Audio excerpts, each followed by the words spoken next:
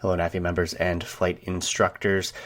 Just a quick intro to the intro. I'm going to actually call this episode Recurrent Training. And what I mean by that is this is an episode that we created and aired last year, about this time. And I thought it was important to re-air this content because as we get into AirVenture season, and how did it get to be June already? But as we get closer to AirVenture, there's actually a event before the event. And that event is SimVenture. Now, I'm going to let the episode explain to you what SimVenture is if you didn't listen to it. But we wanted to use this as a reminder for those of you that either maybe forgot or never knew that this was a thing. But it is a free event hosted by PilotEdge. They're trying to get the word out, and they've been actually even kind enough to create a NAFI Professional Development Center at their digital AirVenture. So learn to fly into AirVenture, then visit the NAFI PDC virtually, then fly into AirVenture for real, and visit the NAFI PDC for real. Come visit us at the booth number 354.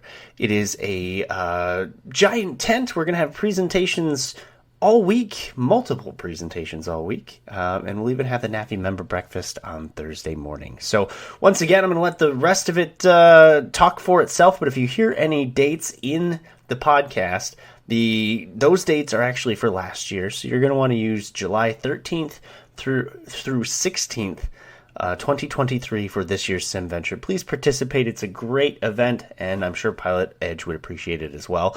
And in the meantime, if you haven't subscribed to this podcast, please do. Every subscriber helps, every download helps, and it helps us continue to grow and provide more content for you. So thank you so much. We'll see you at AirVenture.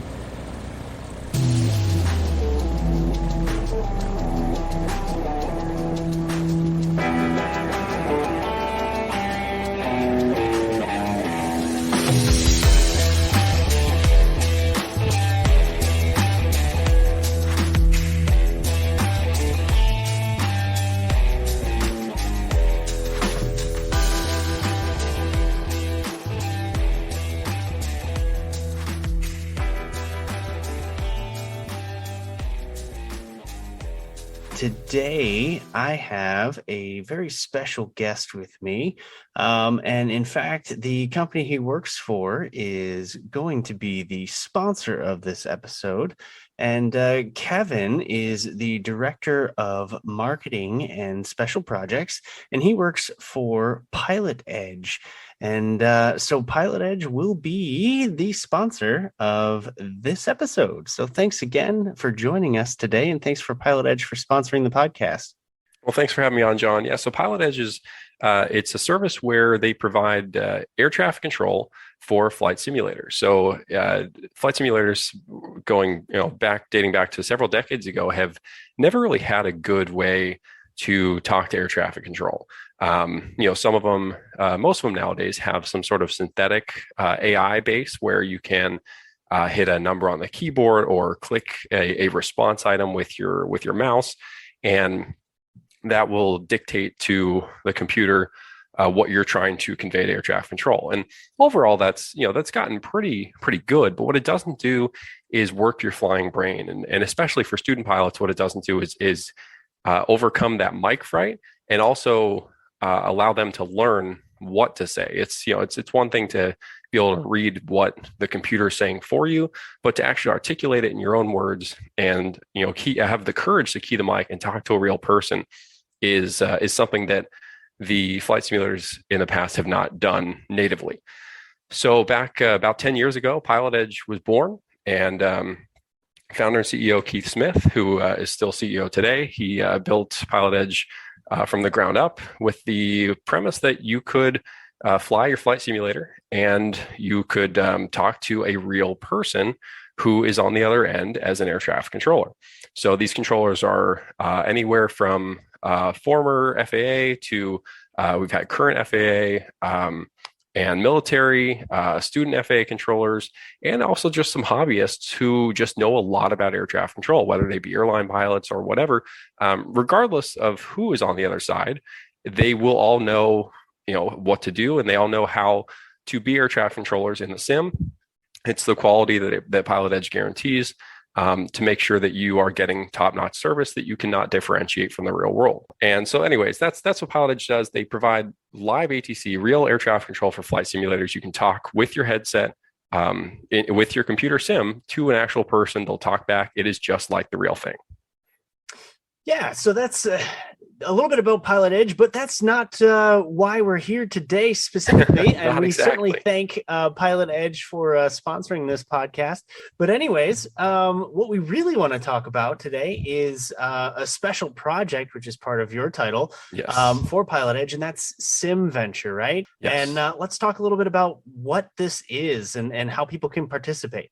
Sure. So SimVenture is basically, just to sum it up, it's a virtual Oshkosh, but it's not really the air show part. It's all based off of the fly-in portion and even the fly-out, the arrival and the departure. Anyone who's familiar with Oshkosh at all, it knows likely the phrase "rock your wings." This is such a powerful phrase for any pilot who has ever flown into AirVenture. For those who are unfamiliar, AirVenture, it's a Oshkosh up in Oshkosh, Wisconsin, at the end of every July. They have a big air show, 10,000 airplanes fly in, and it's a small, well, not really a small class Delta, but usually it's a very non-busy class Delta. It's actually just a contract tower. It's not even FAA. For the 51 weeks out of the year. And then that 1 week when EAA comes in and just takes over, there are FAA controllers who volunteer their time to go up and just work the show. They volunteer because they love it and it's that fun. It is the most pure form of air traffic control with these separation waivers and all this. So anyways, when you're flying into Oshkosh, you have to follow a specific NOTAM. It's not just, call up the tower 10 miles from the airport. In fact, you don't even call the tower at all. The NOTAM has you follow specific, in the event of the Fisk arrival, you follow railroad tracks to a town of Ripon, then Fisk. You even have transition points before those that they rolled out last year in 2021. And you just tune a frequency, and once you get over the town of Fisk, they'll tell you to rock your wings. They do that so they know that you are listening to them. If you don't rock your wings, they assume that you're not hearing them, and they'll treat you as a NORDO, a no radio aircraft. So anyways, it's a very non-standard procedure. And because of that, it can be kind of daunting for someone who might be new to just flying to Oshkosh, or even kind of a newer pilot who wants to go to Oshkosh. I've heard a lot of stories of pilots who maybe fly into Appleton or maybe just somewhere closer to Milwaukee because they're just a little bit, and they'll Uber or they'll drive up to Oshkosh to the show. And just because they're a little bit, unsure of the whole procedures, they don't want to kind of get involved in all that. But I'd highly, highly advise anyone who's in that category of being a little bit timid, check out SimVenture. So SimVenture is a way you can practice and prepare to fly into Oshkosh, fly into AirVenture ahead of time with your flight simulator, your home flight simulator. So whether you have X-Plane, Microsoft Flight Simulator, Lockheed Martin's Prepared, any one of these softwares, you can practice ahead of time with PilotEdge's SimVenture event. And so what we're doing, we are staffing up the area around Oshkosh. And we've done this for, like you said, this will be our third year. We work with NACA, which is the National National Air Traffic Controllers Association. And they supply us with a group of controllers who actually work the real AirVenture. So that's really the kicker with this, is that, typically on a regular PilotEdge day, it's the PilotEdge controllers who I already, kind of listed what their background is. But for SimVenture, working the Oshkosh area, whether it's Fisk Approach or Oshkosh Tower, it is the actual controllers who will be working the show or have worked the show in the past, just a week after SimVenture. So it's about a week and a half before AirVenture. It's a great time frame for anyone who's looking to get prepared and gain some confidence before you actually hit the show in the real airplane. And whether you are planning to go or not, even if you're just looking to do this for fun, we welcome you to do it. Come on the network, experience the Fisk arrival, see what it's like to rock your wings, and really get your heart pumping when an ATC is just going a mile a minute. Planes all around you. You'll see them all in the sim. You'll see the airplane a half mile in front of you. You'll see them rock their wings, and then that you're likely next. So how does all this work? I mean, it sounds really cool. How does somebody get themselves connected into this? Yeah, so getting connected to PilotEdge is a very simple process. It does require just a very small third additional program that will run within X-Plane. It just runs as a plugin. If anyone's familiar with that, with Microsoft Flight Simulator 2020, it's just a very small external program that runs in the background of FS 2020. And so with those, you just basically hit the connect button, you type in the call sign, so November 123 Alpha Bravo, and all of a sudden you're connected. And so what that little piece of software is doing in your computer is taking the data from your simulator, injecting that into PilotEdge's server, and then the server takes all that data. This is your lat longs, your heading, your ground speed, whatever it is, even your pitch and roll. It takes all that data as well, and it's fetching that. I believe it's 5 times a second, and it's taking all that data and it's pumping it into the server, and then pumps it out to the controller's radar screens. And so they are able to then work the traffic like they would. So that's what the software is doing kind of behind the scenes. But as the user, for you all as a pilot, it's very simple. It's just a one-time setup where you just download a program off the website, of PilotEdge's website, I should say. You get it all set up. And then every time you want to connect to the network, you just have to run that program and select connect, and you're in. And you tune the real world frequencies. Like I said, you use your headset to actually talk. You set your push to talk on your yoke, joystick, keyboard, whatever you might have. And it's as real as it gets. Oh, that's really neat. And for SimVenture, I mean, is there a limit to how many times you can do that, or are there multiple different we encourage scenarios to do it as many times as they want? So we like you said, July 14th through 17th, 4-day event. It's going to run about 3 to 4 hours every day. We haven't yet published the specific times yet, but we do try and hit several different time windows. So therefore, if people are in Europe or people, West Coast, East Coast, whatever your schedule might be, hopefully you can at least hit part of a window in one of the 4 days. It's a Thursday through Sunday. And you can visit pilotedge.net/SimVenture, SIMVENTURE, in case you are, depending on when you're listening to this, we might already have those times posted. But to answer your question, yes, you can fly as many times as you want. We encourage people to fly multiple times. And the reason that's also beneficial to you as a pilot is that we will run different configurations, different runway flows each day.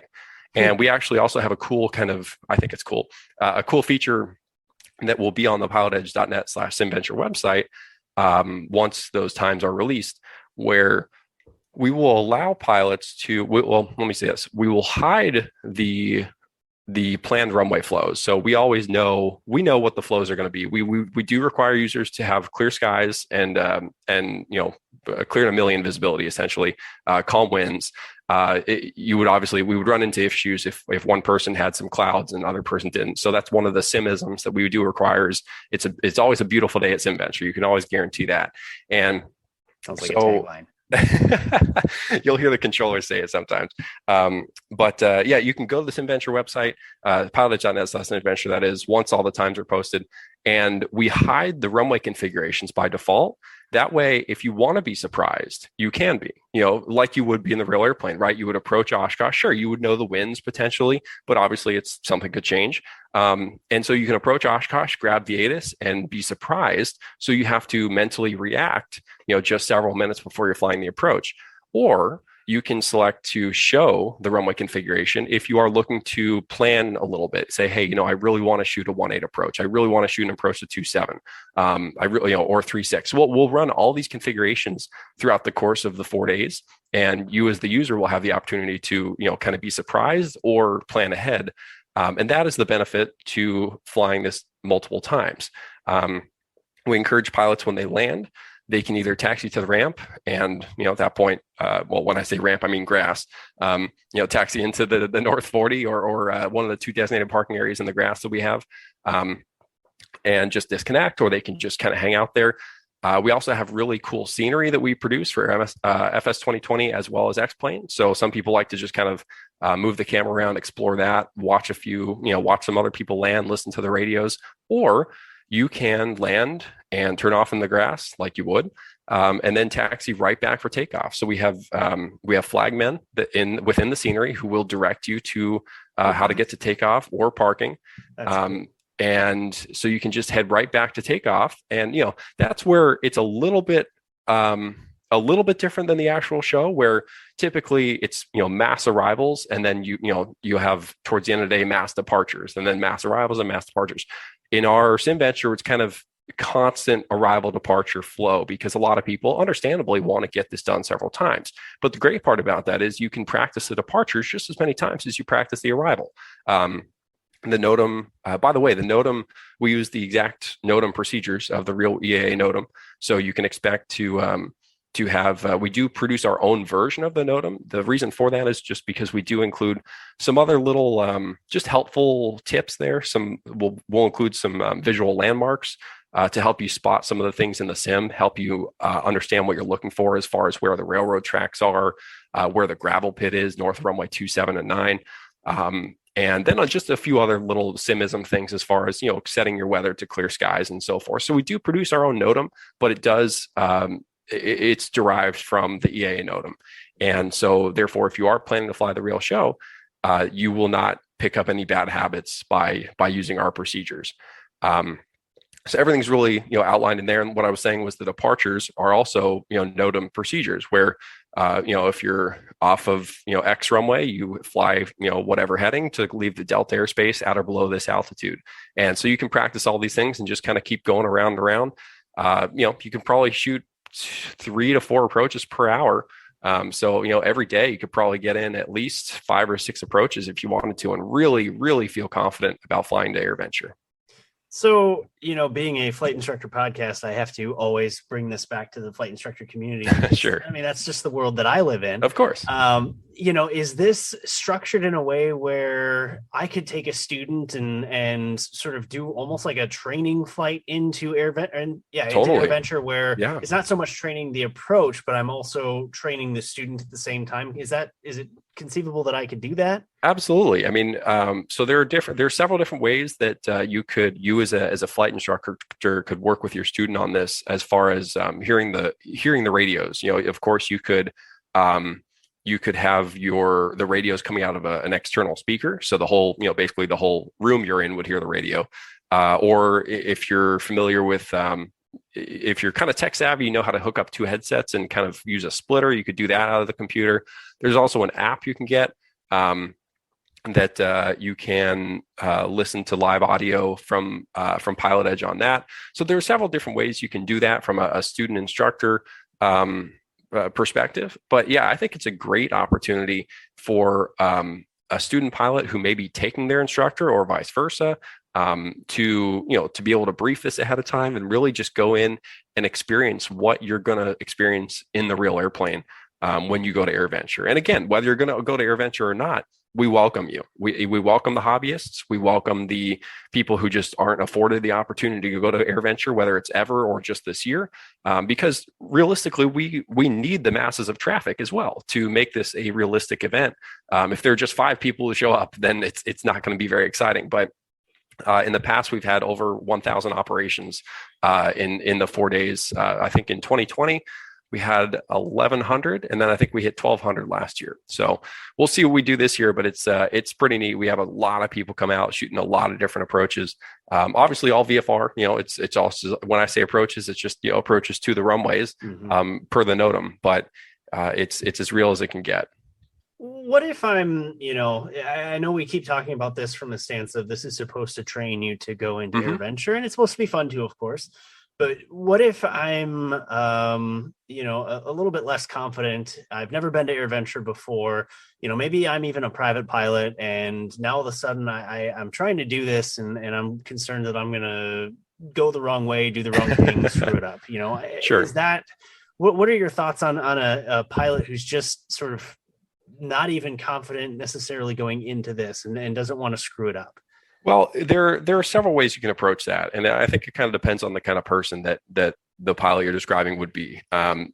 We do need some sort of level of proficiency with the pilots who attempt AirVenture, only because it doesn't scale well with a lot of people going the wrong direction, not knowing what they're doing.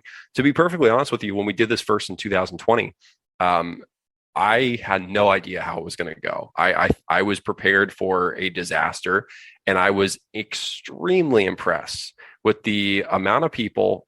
The very first thing that impressed me was about we released the NOTAM about a week or two ahead of time, our version of NOTAM, that is. And what impressed me was seeing about 15 people, probably the day we released the NOTAM, just out connected to PilotEdge, just out practicing the procedure. There was no ATC there. This was a week or two before the event, and we don't, the cover Oshkosh is not in the everyday coverage area for PilotEdge, but they were just practicing, and it put a big smile on my face. Like, people are going to take this really seriously. Again, this is before we ever did this, so we weren't sure how it was going to go. Do your homework. Read through the NOTAM. We're going to have a review session just about a week and a half or so before AirVenture. You can follow at PilotEdge ATC on social media, Facebook and Instagram, to see more information about that. It'll also be on the YouTube channel at PilotEdge ATC. Depending on where you're listening to this, it might have already happened. Or, of course, pilotedge.net/SimVenture. It'll be there as well. So there'll be a whole NOTAM review. And also just look at YouTube for just people's videos, whether it's real world videos of AirVenture or past SimVenture. If you just type in SimVenture to YouTube, you're going to find a lot of people who've posted their their flights from the past 2 SimVentures that we've had. And you can just watch and just kind of gauge if it's for you. Now, if you don't look at the NOTAM and you don't really know what's going on when you first look at that, it's probably going to feel really daunting. So that's why SimVenture is so great, though, because you can get used to that. And also, one thing that a lot of people don't realize going in, I think, is that when you, for those who aren't familiar with the procedure, you start the procedure about 30 miles outside of the Fisk, which is where you're going to be doing your first wing rock. It's kind of where the first important thing happens. And during these 30 miles or so, you're in a single file line, hopefully following the airplane in front of you, at least a half mile in trail. You have a certain altitude maintained, typically 1,800 feet. And again, this is all in the NOTAM. You don't have to be taking notes now, but you get to Fisk, and you have heard 30 miles worth, which is roughly 15 minutes or so. I guess you're doing 80 knots, or 90 knots. I'm sorry, you're doing 90 knots. So it's 15 to 20 minutes, and you've heard 15 to 20 minutes of people basically approaching Fisk, and so you kind of you're able to kind of get the idea of, okay, when I get to Fisk, they're going to tell me to rock my wings. When I rock my wings, they're going to tell me which runway to go to, and that's you're going to be continue up the railroad tracks or make a right turn down Fisk Avenue, and you're going to kind of hopefully be able to grasp this whole thing. So there's a little bit of learning that I think that can be that can happen while you're flying in SimVenture, and that's also what makes it so great. Anyways, that's the long answer of, don't be afraid to try SimVenture. It's going to be a great experience, regardless of your skill level, and it's only going to make your experience at AirVenture, if you're planning on going, all the better, because you're going to feel more confident. You're going to be a safer pilot, and just all around more competent with the procedure. And it sounds like the controllers are there in understanding that part of this, or a good portion of this, is to learn. So if you do mess up, or you do kind of go the wrong way, then they understand that hopefully you're doing it in the sim, which is what sims are for. Exactly. When you do it in real life, you do it a little bit more correctly. And I'll kind of make an aside of that too, and say that just on the PilotEdge network in general, the controllers are there to make sure you learn. Now, if you may have heard of PilotEdge before, you may have seen clips. The controllers have a difficult multitude of hats to wear, where they try and do some light instruction, but at the same time, they also need to play the role of an actual control. I'm talking, non-SimVenture for a second here. Just on the everyday PilotEdge network, the controllers have to play the role of what a controller would actually be saying in the situation. So, we have a few people who will log on to PilotEdge, and they take off and they bust the Bravo airspace, and the controller will call them out. November 123, violation of the whatever Bravo airspace, flighting 360, immediately to exit Bravo. and they use the phraseology possible pilot deviation. Now there's no phone number to call, but there actually is PilotEdge does keep a log of these things to track trends and tendencies for training purposes. Wow. PilotEdge will reach out to you, not in a bad way, but it's not meant to be an embarrassment. They don't post it anywhere. But they'll reach out to you and say, hey, we noticed you've had 3 Bravo busts in the past week. We might recommend you try our free training program. That's a self-guided VFR training program. That kind of just urges people in the right way of, hey, this whole flying on your own thing might not be working for you. How about you try, you're still flying on your own, but it's a self-guided training program. So some people get a little bit jarred by the fact that ATC is I don't know, scolding is a rough word, but I'm going to use it anyways. But they're really not. They're trying to play the role of an actual controller, where if you were to bust the Bravo in the real world, you would hear this, and likely in a much more rude tone. And the FAA might be waiting for you on the ramp when you land too. So be happy it's a sim, and be happy that the learning is occurring in a virtual environment. Try and get something out of the mistake. Mistakes are some of the best ways that we can learn as aviators, as people. You learn from your mistakes, and hopefully you take corrective action. You don't do it again in the future. But so anyways, I just kind of just a bit of an aside as to PilotEdge in general, where the controllers are there to help you. Obviously, they understand it's a training network. 95% of the people there are training. The other 5% are just kind of hobbyists who, just like flight simulators. But most of the people there are training, or at least just flying to maintain proficiency, and which I think is great. And if you're not a flight simulator user, or if you have maybe a poor connotation of flight simulators or what they can do, I urge you to really focus in on what kind of goal you could gain from a flight simulator. You may, if you have this kind of poor taste in your mouth about sims, just keep in mind that sims aren't created to feel like the real airplane. I mean, I'm sure the companies do their best to do that, but realistically, a $200 flight sim yoke sitting on your desktop is not going to feel like your Bonanza or whatever you have sitting in your hangar. And you just have to go into the experience knowing that.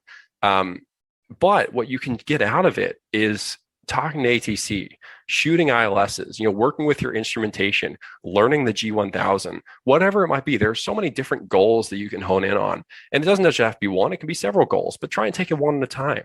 And so I encourage you, if you've had a bad experience with the simulator, don't let the lack of feeling of a real airplane deter you from using sims. Try them again, and try it with a specific goal in mind. If you can't grease the landing, it doesn't matter. No one is there to judge you. No, you're not going to have to take it over to your mechanic because you popped 2 tires when you hit the runway.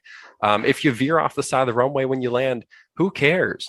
It doesn't, these things don't matter. What matters is that you're gaining proficiency. Proficiency is a safety word. It's not, we're not talking currency here. Proficiency is a safety word. You can do this thing. You can do these things from your home when you have a free 30 minutes right after you put the kid down at night, and before you have to go to bed, versus it takes you 4 hours to go shoot a few approaches. If you drive out to the airport, you can shoot 2 approaches in 30 minutes if you just fire up the sim real quick, and ATC is going to be there for you on the PilotEdge network.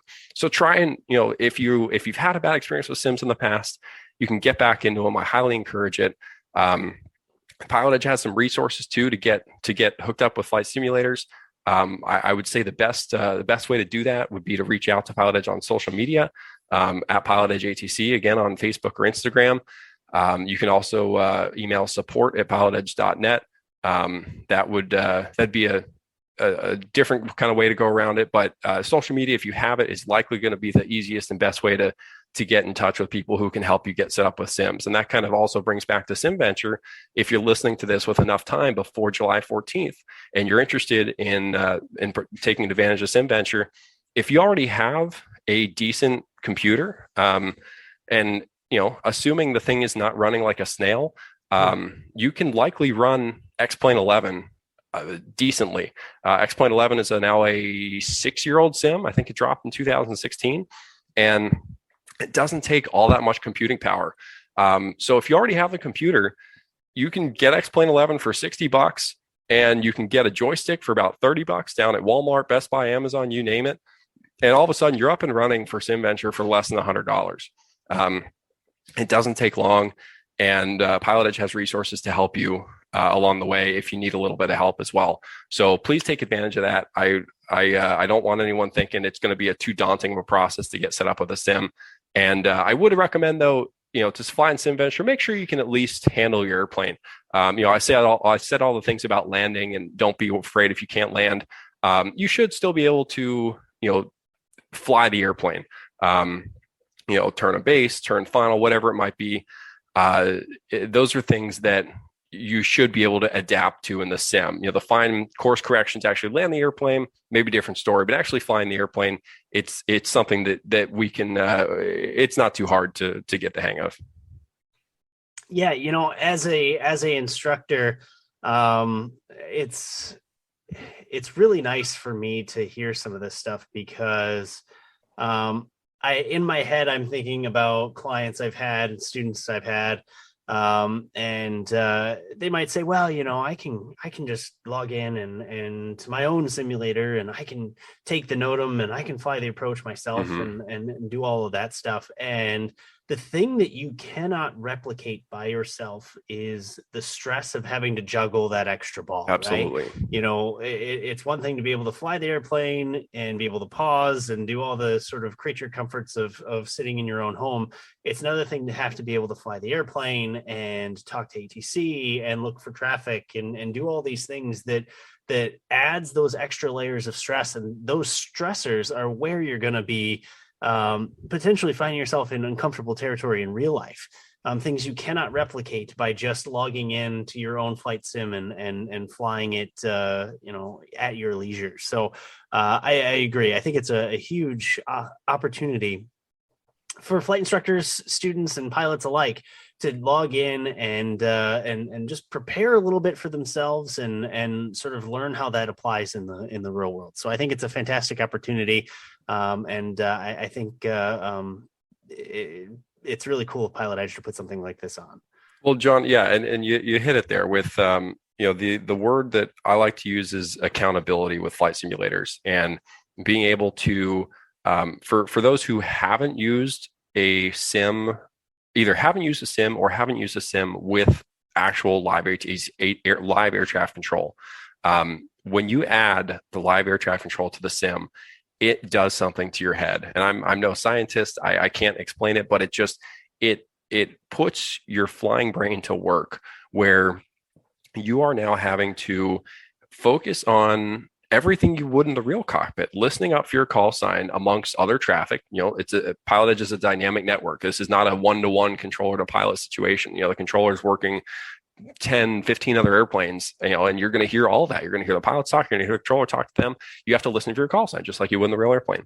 And so by adding ATC and this multiplayer environment to your sim, gone are the days of loading up on the runway, throttling up, and just blasting off, and then thinking about, okay, how do I get to the final approach fix, or how do I get to the initial approach fix to start the hold?